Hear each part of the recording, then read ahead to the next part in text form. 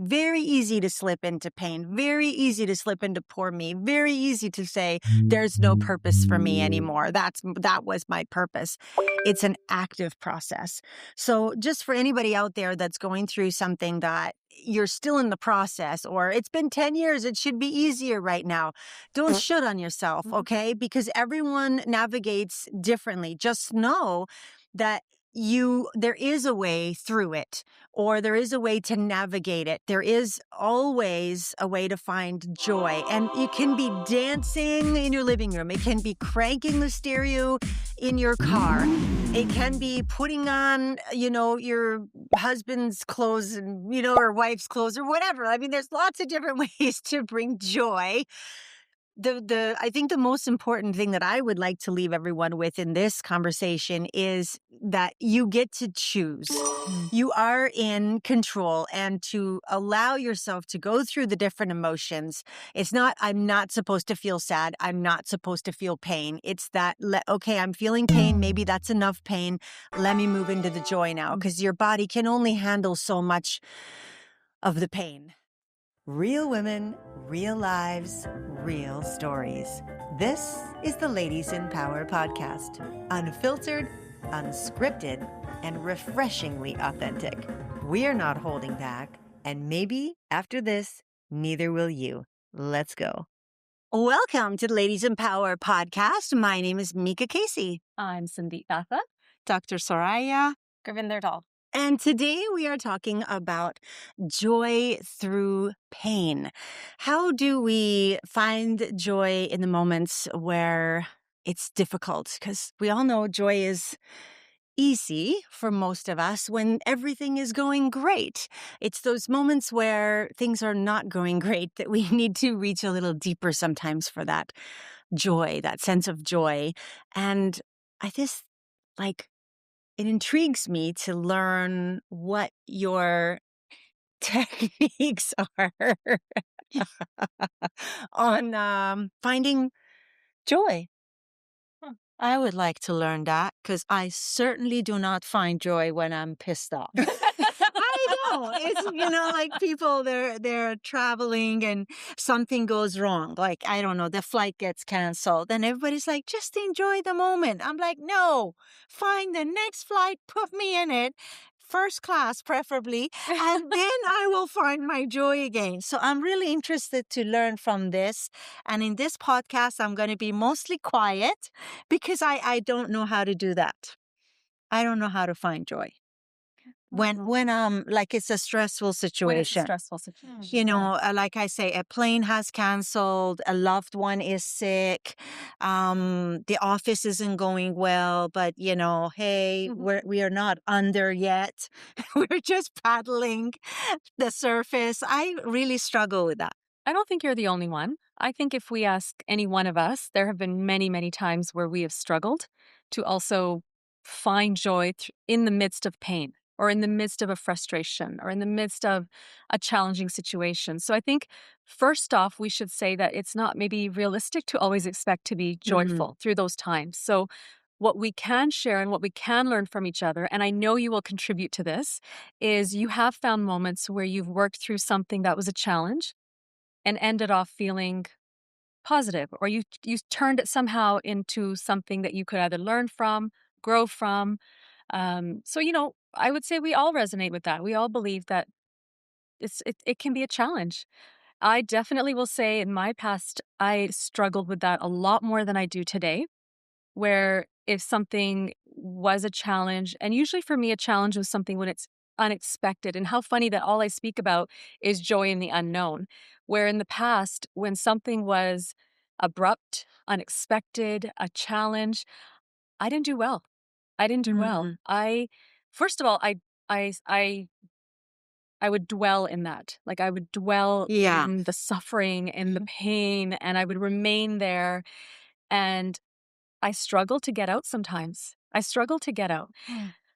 But over the years, and I think this is what we're going to hopefully share with each other, because I would love to learn from each of you and from our listeners and viewers who may, I hope, tune in and share your ways of moving through those difficult challenges. For me, it really began, I think, when I learned to just get back into the present moment, Mm. and getting back into the present moment might be as simple as, oh, can you breathe? Are you breathing? Because if you're breathing, things are okay. And that's a great place for me to start off. And from there, you realize, okay, another thing to do is get a bird's eye view of this. In the moment, it feels large. It's taking up a lot of your energy and space and all of that. But can you zoom out? And when you look at it zoomed out, does it seem like as big a deal? So that's just, right off the bat, there's a couple of things I will share. And there's so much more to share on this topic. But how about you, ladies? Anything that comes to mind about how you have learned to move through challenging times into joy? Yeah, I think about compared to what? Compared to what? Like this moment is painful compared to what? Mm. And I think about, honestly, the conversation that I have with myself on a regular basis is my grandmother being in a concentration camp Oh, wow. and having her fingernails picked off and Oh. being abused. And I'm sorry to say it, it's just my reality. That is an image that I have go through when I feel like pouting or sulking or getting in my shit about something. And I get into my shit about things. When I'm conscious enough to get to the place where I say compared to what, then everything will shift. Don't get me wrong. I sit in the crap for a while until my body, my mind, whatever it is ready to recognize that this is nothing compared to that. Mm-hmm. That's what brings me joy. It really is. Gosh, if I'm working out and I'm complaining about not being strong enough or strong as I used to be or whatever, then I'll think about someone who's in a wheelchair Yeah. or someone who's in a hospital bed and would love more than anything else than to lift the 10 pounds, let alone 20. And so they say comparison is a thief of joy. And I do agree with that in a lot of scenarios. And I find that it works the complete flip side. Comparison is the bringer of joy when you're in a shitstorm. Yeah, it's like that story. I was unhappy because I didn't have shoes until I saw a man who didn't have feet. That's right. I get that, guys. And right now, when you're all explaining that to me, it all makes sense, Of course, if I've never been in a concentration camp and I just cannot imagine the horror of it. And, all of a sudden, a staff member not showing up for her shift that cannot even compare. But when I'm actually going through it, like you said, Sandeep, I replay it in my mind. And every time it's replayed, it's magnified, Yes. They didn't show up. How rude of them. How does this affect the rest of the team? And, and then it goes up and up and now and it goes to the government level. And if they had just done their job right, people couldn't do this to the small businesses. And it just magnifies into this huge elephant. And sometimes when I'm sleeping, I actually can't sleep no more. Like I'll wake up at 2:00 in the morning and I'm pacing because something that I'd been thinking about just got magnified out of proportion. So I really like the idea of, are you still breathing? If you're breathing, maybe you're okay. Because the last thing mind will go to the concentration camp. It'll be like, I'm in the right, I'm suffering. And it's almost like, somebody help me or I'm just going to make myself suffer more. Like you almost get a joy out of it. Oh. Yeah. Oh. Thank you for being so honest. Oh, my God, your faces. I love it. Because you just The emotional home. Yeah, maybe that's what it is. Like It's an addiction sometimes. Yeah, it's horrible, guys. I don't wish it on anyone. What if it wasn't horrible? What if you identifying that helps you to recognize that that is what moves me to, because where do you go from there? Is that what gets you into action to do something else? I mean, of course, there's the misery and Yeah. there's all that stuff. What's the positive that comes from that? I guess the positive is, which other way can we do it? What's the better way of doing it? There has to be a way. And how can we fix it, make it better, or whatever the situation was? make it go away. But those are solvable things.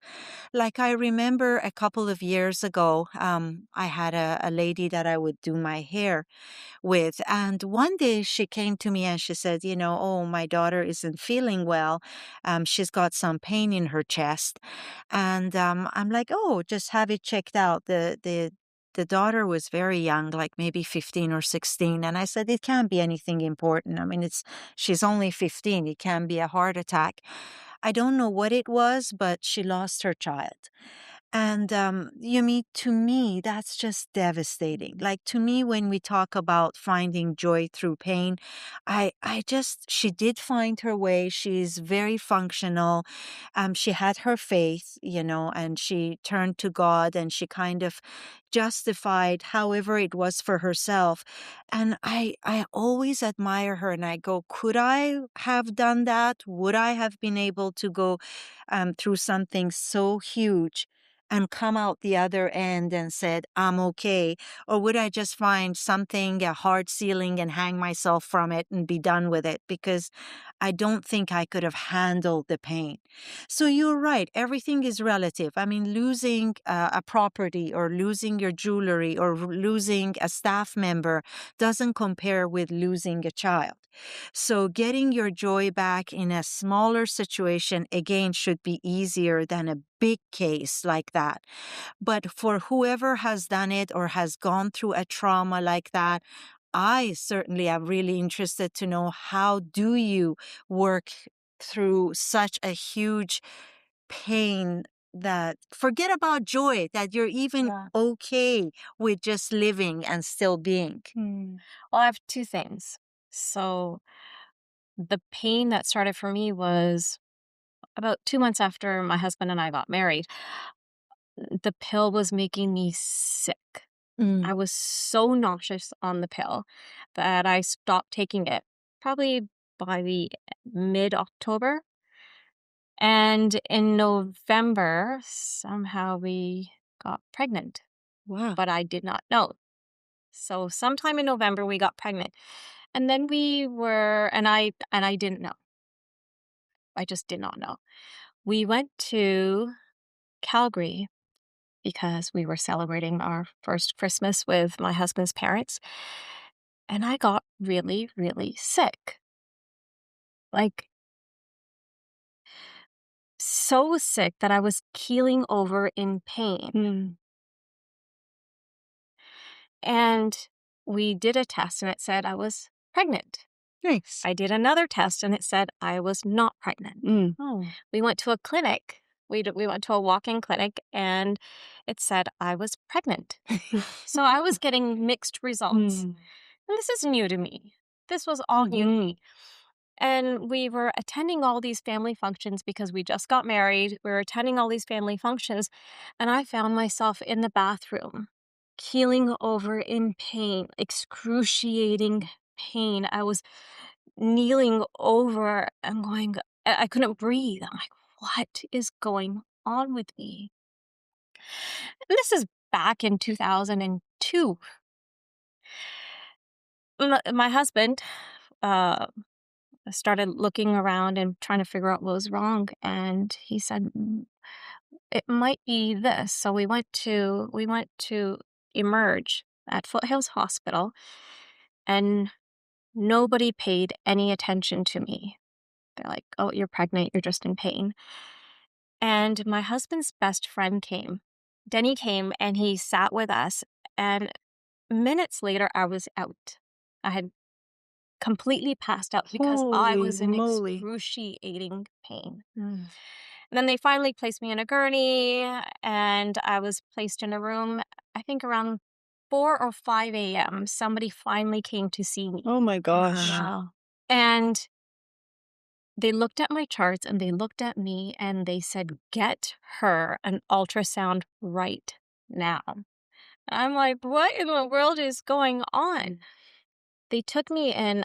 I was going through an ectopic. Oh my gosh, girl. An ectopic pregnancy. And it had already ruptured because I had been going through this for almost Oh my gosh. it was it was probably almost 10 days where the pain started to, this was New Year's Eve, where I had gone into the hospital. They saw my ultrasound, they said it ruptured. And I just did not understand. All I knew was that I was in so much pain and something had ruptured inside me, and they're going, it's going everywhere in your body. That's why you're feeling so sick. So then they had to do a surgery on me. And they got me into surgery almost immediately because they realized that my life was in danger. And they got me in, they took my right side out, my right fallopian tube out, and I survived. But if I had not been seen, my husband would have been a widow. New Year's Eve, a couple of months after we got married. And the worst part was everyone telling me it's going to take time to heal. It's going to take time to heal. But in my mind, everyone was looking at me going, oh my God, is she ever going to have more kids? Is she ever going to get pregnant again? And I had to sit with that. Am I ever going to get pregnant? Because I had scars everywhere. I only had one fallopian tube. And they told me that it was kinked. So it was a congenital defect. And that's why the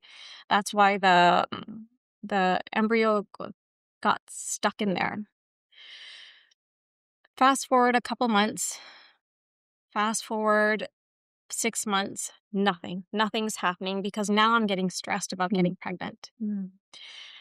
And it took us 10 months. My husband and I had moved back to Calgary. He had graduated, and I got pregnant with my eldest. Thank goodness I got pregnant with her, and the pregnancy was seamless because then later I found out that I have half a uterus. Wow. That's crazy. I have half a uterus. So our midwife told me that my eldest daughter's head was down, but my husband had a feeling and he said, no, I want you to have an ultrasound now. Because of that ultrasound, he saved my life again. Our daughter was transverse. She kicked me 2 days before I was supposed to go in and have her rotated. So Sunday morning, she kicked me. My water broke. Thank you, kiddo. And I was not allowed to push because my water broke and she was coming. And they told me that I needed a C-section. Thank you to her and to my husband because I cannot give birth vaginally. So I had all these things going against me. And when they did the C-section, thank God they did the C-section because they noticed that I only have half a uterus. I have a unicorn uterus. And so I was born with all these different congenital defects and I had a healthy baby, but they looked at me and they said, you are not going to get pregnant again. Wow. They told me that you are not going to get pregnant. And it is, if I do get pregnant, my child will not survive. They don't know anything. She has 4 beautiful daughters. They told me I would never get pregnant. And if I got pregnant, I would be so high risk that they would be surprised if I make it full term. Well, they're not God, are they? They are not God. And thankfully, I enjoy being a mom so much that none of it mattered. Whatever they said to me went right out the door, and I got pregnant again. And then I got pregnant again. And I got pregnant again. I got pregnant 4 times. Normal, super high-risk pregnancies, but I have 4 beautiful daughters. And that's because I enjoyed being with especially my eldest so much. I think just having my body be in that joy allowed me to relax enough and get pregnant again and just completely ignored all the professional advice. And so I found joy through all of that crazy pain. The pain in the ectopic was so much worse than the labor pains I had. Wow. Wow. I I had preterm labor with all of them. I labored with all of them because I had emergency C-sections for all 4 of them. And the ectopic pregnancy, hands down, the worst pain I've ever been through. Oh, I bet. So how do you find joy in that? I mean, I'm hearing your story and I'm so enamored with the thread of the joy of being a mom that kept you getting pregnant. And in my question to you is, in that moment where you didn't have joy in the very beginning, how did you transfer or like how did you move through that experience into the experience of getting pregnant? Uh, because there must have been so much emotion in there, pain and sadness and fear and those are, and yet you found joy in somehow in that, to be able to get excited about being a mother again. Like, what got you through that? I don't know what it was. Mm. Looking back, I was super excited that I was alive. Mm. I was excited that my husband wasn't a Gratitude. widow Yeah. because they looked at me and the look on the doctor's face when he read my chart and realized had an idea of what was happening. Oh my It was like, gosh. she is young. And if I don't go do something right now, she's a goner. That Wow. was the look on his face. Mhm. So I think realize I'm alive. I'm alive, and yes, they told me this and that, but I'm a I'm alive. Mm. I'm alive to en- enjoy life. I was enjoying my husband's company. I was just Were you consciously focusing on things to be joyful about? Do you think that's you learned that behavior growing up to find the joy? Were you just so in love that the joy came easy? I'm just like, and maybe you don't have an obvious answer. I'm really enjoying the that you're talking through it. I don't I think it was the whole uh, being in love that first year of our second year of our marriage, just enjoying each other's company Mm. and doing new things Mm. together. Think that may have been it. But looking back, if I knew all the stuff I know now, Mm. I would be tapping. Mm. I would be tapping. And that's the other thing. I have tapped through every single one of those scenarios to Mm. help my body release Mm. any of those memories because I don't want any of those memories impacting my children Yeah. or our or future generations. So I have gone back to every single moment.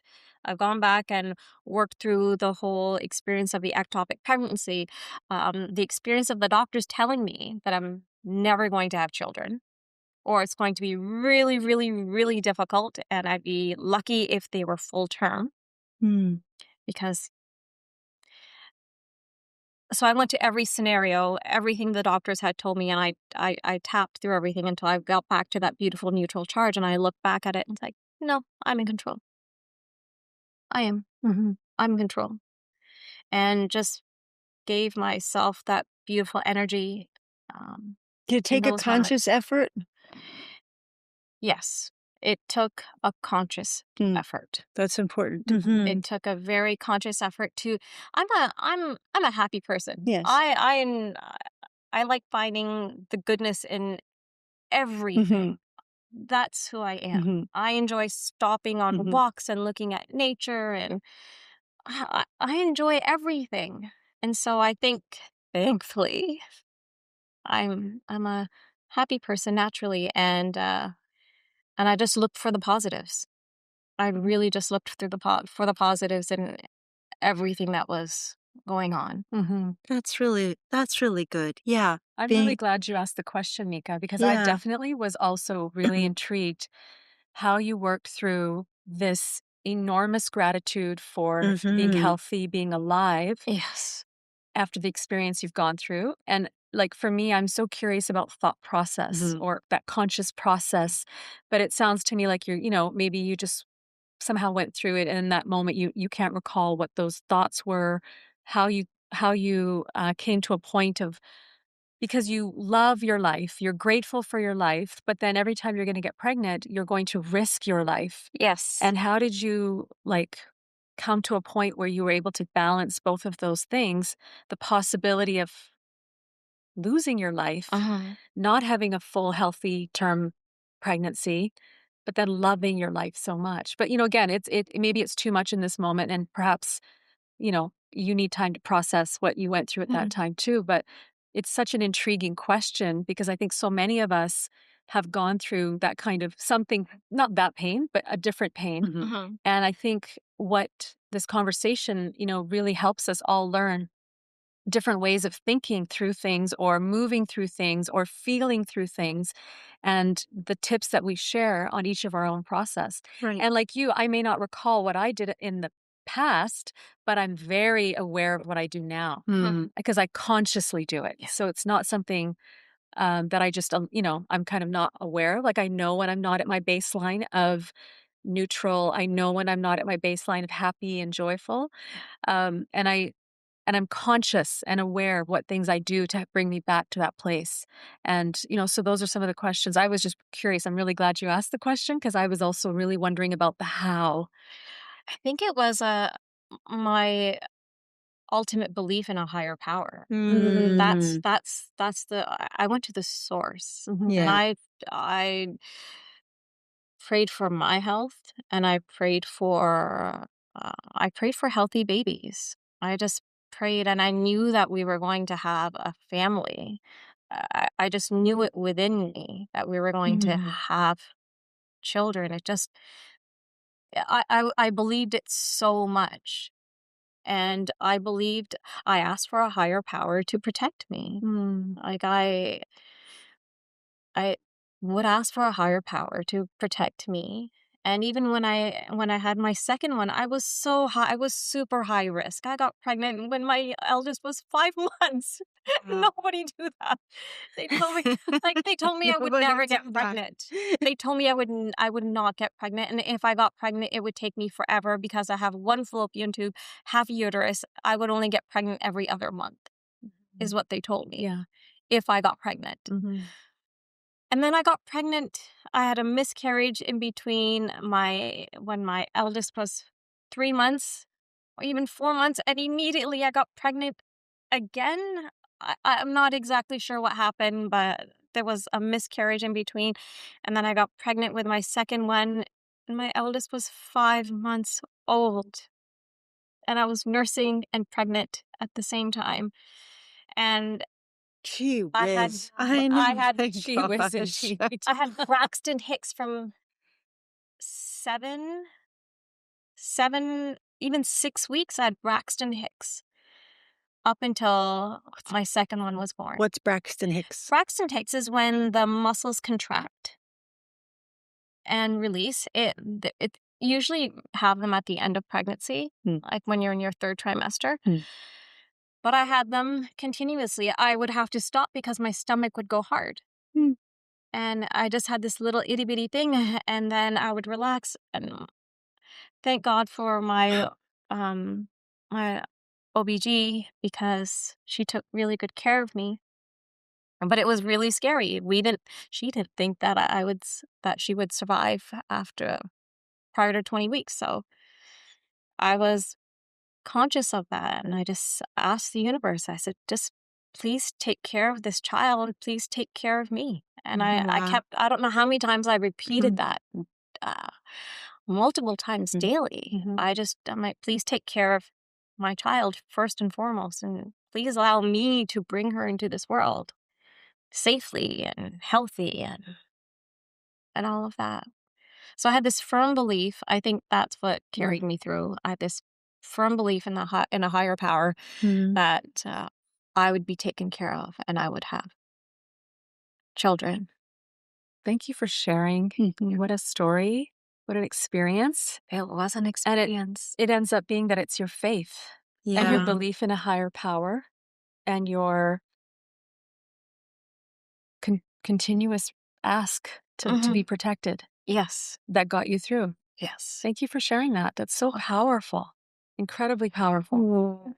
It's almost like a mantra, like she basically willed it to being. That's right. Yeah, she basically willed it into being, which is, to my experience, is what people that have unshakable faith can manifest.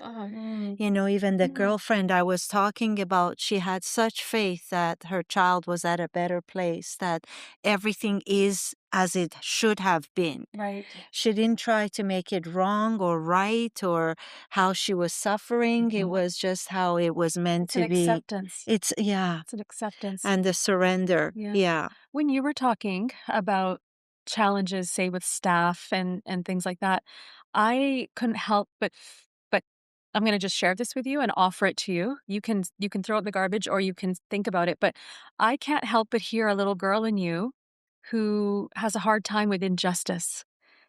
That you show up, Yeah. you do what you're supposed to That do. is You right have the on. discipline. Yeah. But when people That is even in my marriage, Sandy, I will do well if I feel something is fair. You Right, know, yes. if I cook, you wash the dishes, that's fair. But it's not fair. I have a huge problem with that. And you're right. I don't know where that came from, but it's not so much that the staff member didn't even show up. It's the injustice of it. You know, it's not right because so many other people depend on her, and by her not showing up, she messed up the balance.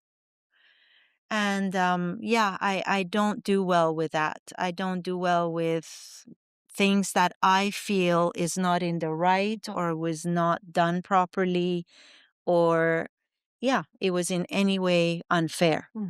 The reason I offer that to you is almost for myself, because sometimes what I've learned is that when I'm feeling stuck in something, that there's a challenge, I have learned recently to go within, and I've gotten to meet this little version of myself, and there are many versions of her, and I'll check in and say, when did you experience this before? Because it may not be about what's happening to No. grown-up version of me, but there's a little version of me, the little girl, who's having a tantrum because things are just this is not the way it's supposed to be. And Yes. maybe in that time when she was 8 or whatever age it is, she didn't have the voice to express what it was that wasn't right in her world. But now being an adult and being in that challenging situation, you know, I get to feel what I want to feel. But I think somehow if I could soothe that little one inside of me and kind of talk her through it, you know, she's no longer without a voice. We have a very strong voice. We're doing a podcast. Can you believe it? I just feel that those instances, what I've noticed for myself is they don't rattle me as much anymore. They don't shake me up. They don't rock my world the way maybe they used to, because I understand that I needed to do some work in soothing what the little one felt was unjust in her world. So that's why when you were speaking, I offered it to you, because there's something in there that just felt like home for me in that story. Yeah, 100%. And when we were traveling with Nirvana, my daughter, an incident happened, and all she said is, "Mom, it's not that deep. It's okay. Let it go." And it was again an injustice thing. And I'll share this episode because it's so ridiculous. So we're sleeping. It's about 2 o'clock in the morning, and we hear like thump, thump, thump, thump, thump, thump. And you're waking up. The next day we're flying. It's like, what is that noise? What is that noise? We go, and the person next door to us is just banging on the door of whoever it's in the room. And we're like, buddy, we're trying to sleep here. And he's like, well, just get back in there. I'm trying to get to my son, right? And it didn't stop for an hour and a half. Then he came back. Then the phone was ringing. We could hear the phone ringing. So the next day we find out that he has a teenager who has fallen asleep. And I guess the sleep is so deep, the kid doesn't hear the thumping on the wall. He doesn't hear the phone ringing. The hotel, for some reason, did not have an extra key. So the whole night we have to deal with this parent banging on the door. And again, the fury that I felt with that, like, why wouldn't that be a second key? Like, for God's sakes, this is a hotel. Get a manual key, go next door and bang on the window. Like, there was a million scenarios, and I was just working myself up higher and higher into how unfair this was that I couldn't get a good night's sleep. And all she said was, Mom, it's not that deep. He was just trying to get to his kid, right? Yeah. And that just, I went, yeah, okay, it wasn't that deep. Fine, I lost sleep for one night. Mm-hmm. So if it could be something as small as somebody have inconvenienced your sleep the day before, that just brings it all up. Mm-hmm. And it's like Hulk, guys. It's not like you can think about it and say, let me be rational about this. Yeah. It's Yeah. just the feeling that comes on. Yeah. That it's just like, no, this is not happening, like that. Yeah. Yeah. You can learn, actually, you can learn to become conscious about it and not let it go all the way to the green, full on, fully muscled Hulk. Hulk. You can actually, because you know what? I wouldn't have believed it had I not experienced it now. Before you get to that Hulk, there is a space from where you initially feel that pain or that injustice to becoming Hulk. There's a space in there. Okay. And in that space, a lot of conscious decision-making can happen. And even just knowing that sometimes can change the path of how we get back to our neutral, joyful, happy place. Well, I would say stay tuned, because I'm going to try and find that space next time that happens. And you find that space by asking yourself, what do I have control over? Mm-hmm. It's so even that question, what do I have control over?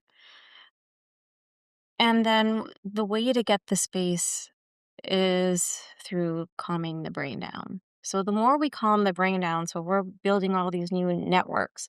And every time we meditate or do Qigong or do EFT, we calm the brain down. And if we do it continuously, let's say our marker is, you know what, I want to try this for 3 weeks, just 21 days.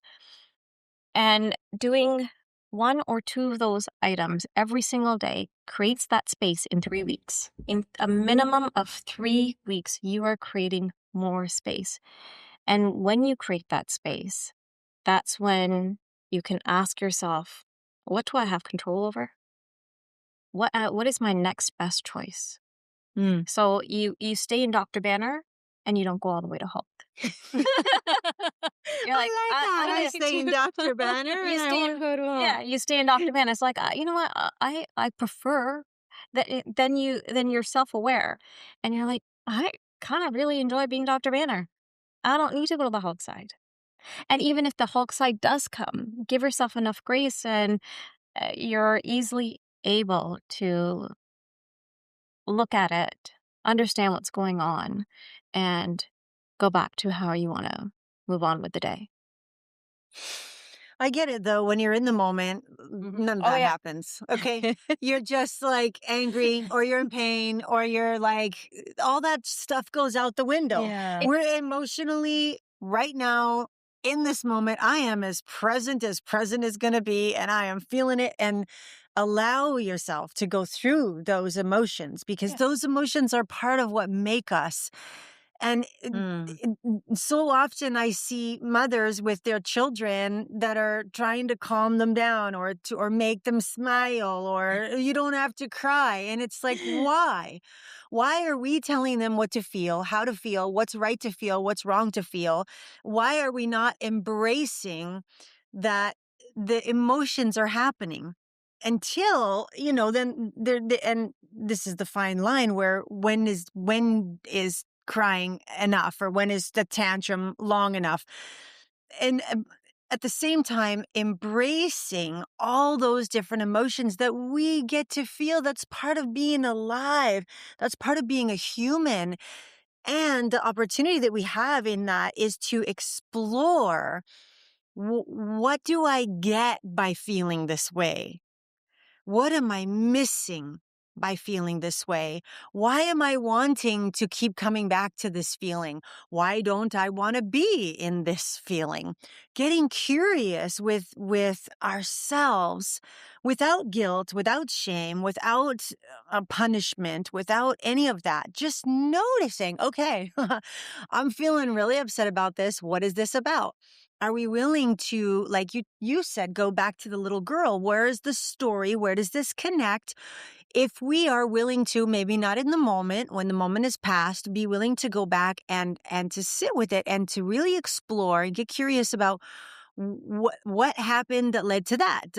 What happened before that? What happened before that? What happened before that? And we can probably find a series of events that eventually goes to the root of it, even when we're not conscious of the root of it. I know that in some of the programs I've done over the years, they're asking you to think, okay, well, what happened before that? I'm like, I was like 2.5. I have no who idea. remembers? And yet we do, Uh-huh. when we're willing to sit and find it. So another part of that is what is the leverage? What is the leverage in figuring that out? If we are wanting to find joy to get through the pain, what is the leverage? Your leverage was so clear. That was painful. I'm not going to sit there. I'm going to honor it. I'm going to honor my body. Although I'm focused on the future that I'm going to have with this man that I love, I'm going to be a great mom. I want to be a mom. I'm going to call on all of Source to bring that to me, to get me to where I know is my joy. You had tremendous leverage to get you out of the pain and into the joy. So we can each ask ourselves, are we using the leverage to stay in the pain because it's familiar and comfortable and justifies how we feel, and we need to feel justified because we were always told that we needed to be justified to feel a certain way?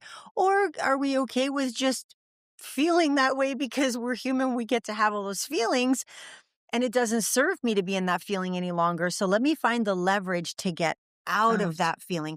And let me find the leverage to get into that joy. Because if there's no leverage to get into joy, we're going to stay in the pain.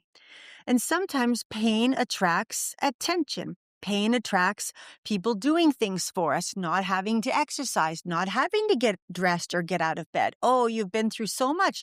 There's behind everything, there's something else. So if we find the power, the leverage, I'm going to keep coming back to it, to getting through that to the joy, then we will. It's a decision. Again, it's a decision. Mm-hmm. When we make that decision, it happens. Yeah. I love how you just described that in further detail, the leverage. That's probably what I was referring to as the space. We can create that space. And I think what you're describing beautifully explains what to do in that space, what you can do if you choose to. And feeling the pain, of course, can be part of that. And I think it's very healthy to let yourself experience what it is you're experiencing and ask the questions, where is this coming from? What happened before that? What happened before that? And I love the way you've just explained what can happen in that, what I was calling the space, that space between the initial, disruptor, and getting to Hulk. So there's a whole bunch of stuff that can happen. So for example, my share here would be that I have been a very reactive person. And I learned that in my childhood because I had a very reactive father. And so modeling after him, I think I just learned that when I get, my fuse goes off, it's reactive. There's no thinking, there's no, sitting in the space, there's not even an awareness of the space. And I would just react. But it didn't feel good in the aftermath. No. The aftermath was something that was my leverage. I did not like how I felt. I did not like how I made anybody in my path feel. Most often my husband and my kids, because they're the ones I live with. So for me to move out of that reactive state required learning that there is this possibility of creating space between the way I want to react in that moment. And it's difficult. It's definitely not easy to have that awareness. But for me, it's a muscle. And as soon as I became aware that there is a muscle I can develop, it actually wasn't that hard to recognize that, ooh, I'm heading into because my neutral is so much more frequent now. It's more common that when I step out of that, I recognize it immediately. And then very quickly, because I've trained the muscle to remember, I don't like the aftermath of where this could go. I don't like how I'm going to feel. I don't like the impact it's going to have on the people I love the most.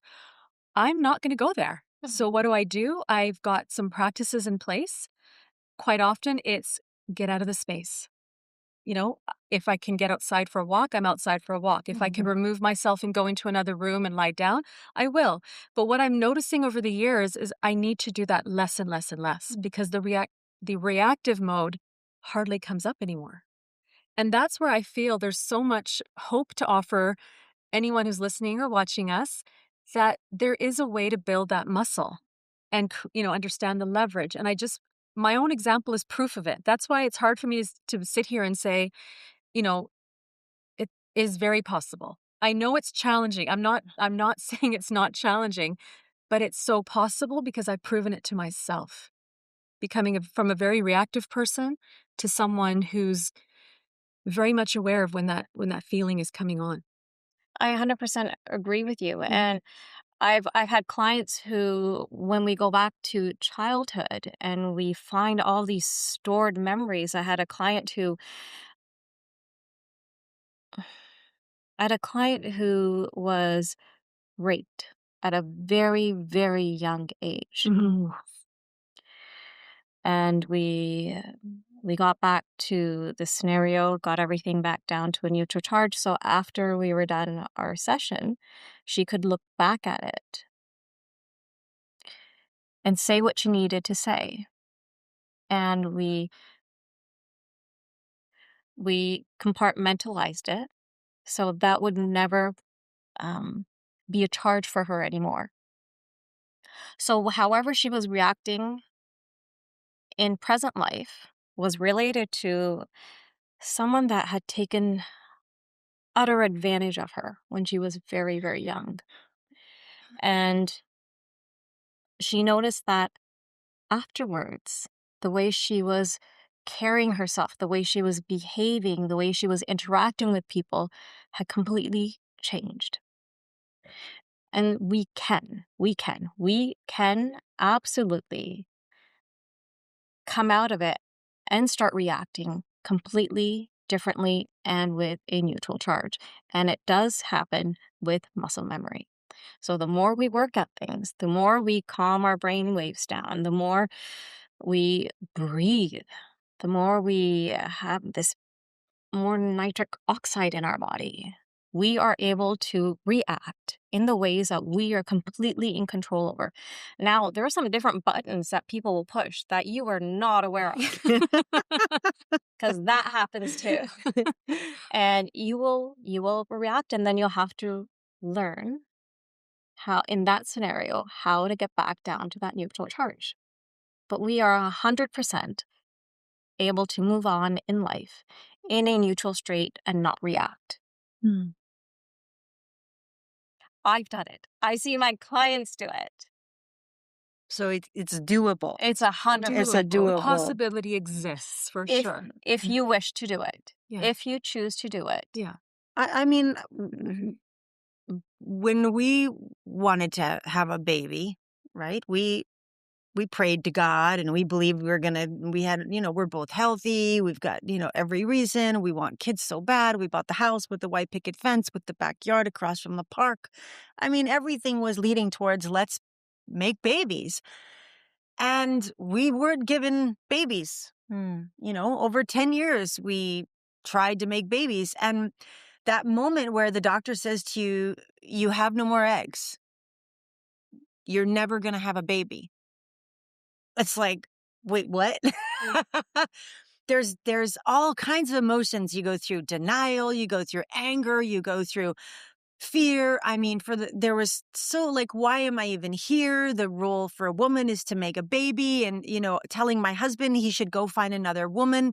I didn't say he should. I said, if you want to find another woman that can give you a child, I love you enough to let you go, because he wanted so badly to be a dad. And I don't want to be the reason for that not happening. And so there was a lot of moments there to be stuck in the pity party, the why me, the poor Yes. me. And you know what? I was in and out of, this is happening for a reason. Oh my God, why me? It's my mom's fault. Oh my God, it's my fault. It's his fault. It's, because I wore short skirts when I was this age, because of this happening to me, because, I go through all these different reasons, seeking to understand why it happened versus being in the pain. So, or flip-flopping from the pain to the solution, the pain to the curiosity, the question, the understanding.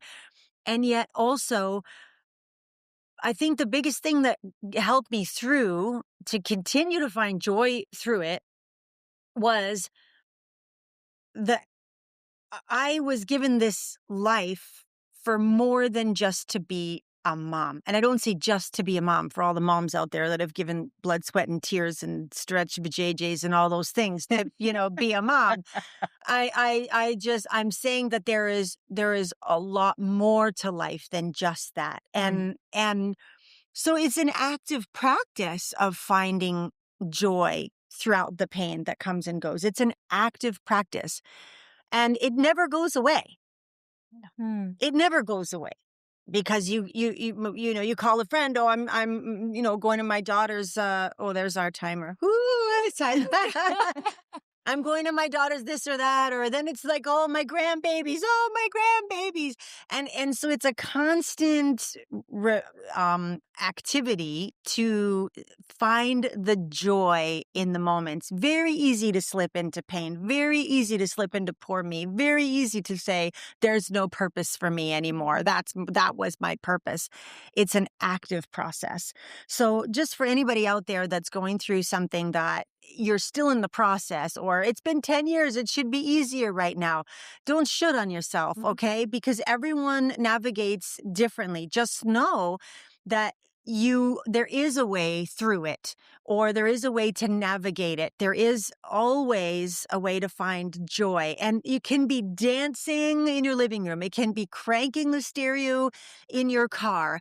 It can be putting on, your husband's clothes and, or wife's clothes or whatever. I mean, there's lots of different ways to bring joy. I think the most important thing that I would like to leave everyone with in this conversation is that you get to choose. You are in control, and to allow yourself to go through the different emotions. It's not, I'm not supposed to feel sad. I'm not supposed to feel pain. It's that, okay, I'm feeling pain. Maybe that's enough pain. Let me move into the joy now, because your body can only handle so much of the pain. And yeah. Well said. Well said, Yeah. honestly. Yeah. Well said. I Thank you. remembered something. Music helped me. Yeah, Music. singing, dancing, music, yeah. Nora Jones Mhm, really yeah. helped me. Back when, Not any music. Come Yeah. away Yeah. with me Yeah, it's Nora in the Jones, George Michael. night. Yeah. Shania, they really helped me. They made me be in that calm state. I wanted to sing. I wanted to soothe myself and, Yeah. the fetus I was carrying. You've pointed this observation out for me about myself, in that I view challenging people, challenging circumstances, as I've shifted from, this is happening to me, this person is doing this to me.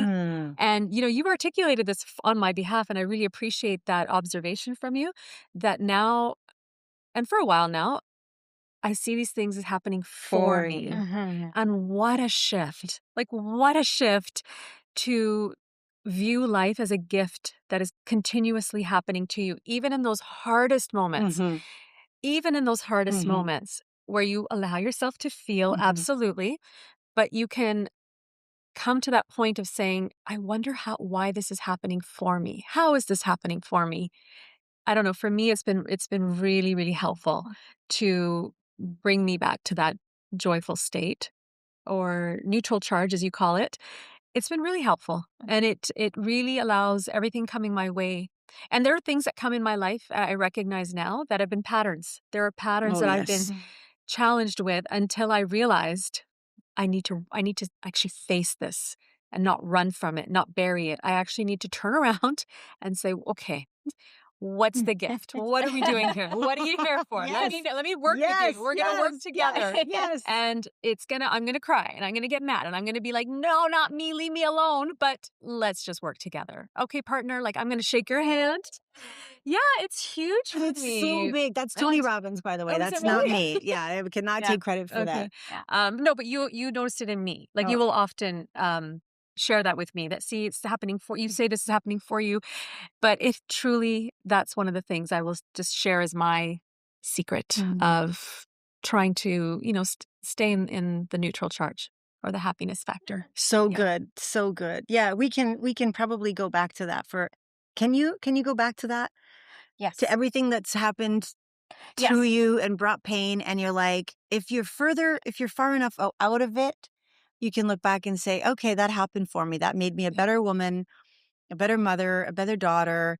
It got my health back on track. Those health scares will get us back on track.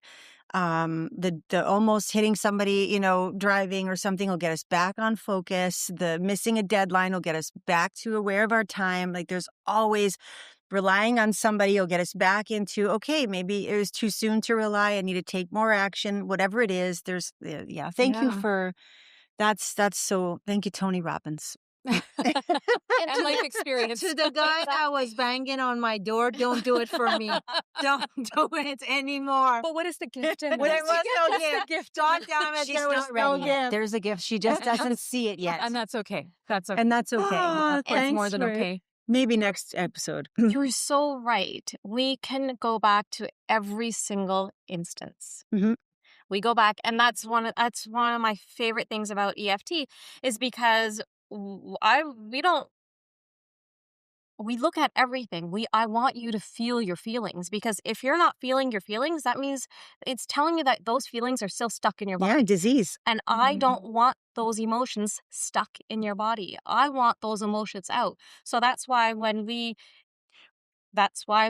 something is going on, you're actually addressing your exact words and your exact frustrations.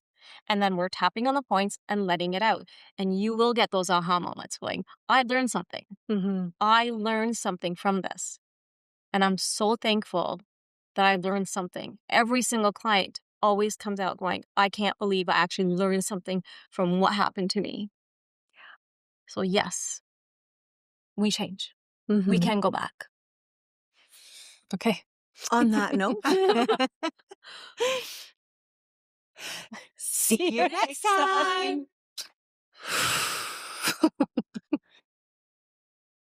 The views shared on this podcast reflect our personal experiences and opinions. This content is not a substitute for professional advice. Please consult a qualified expert for any medical, legal, or mental health concern.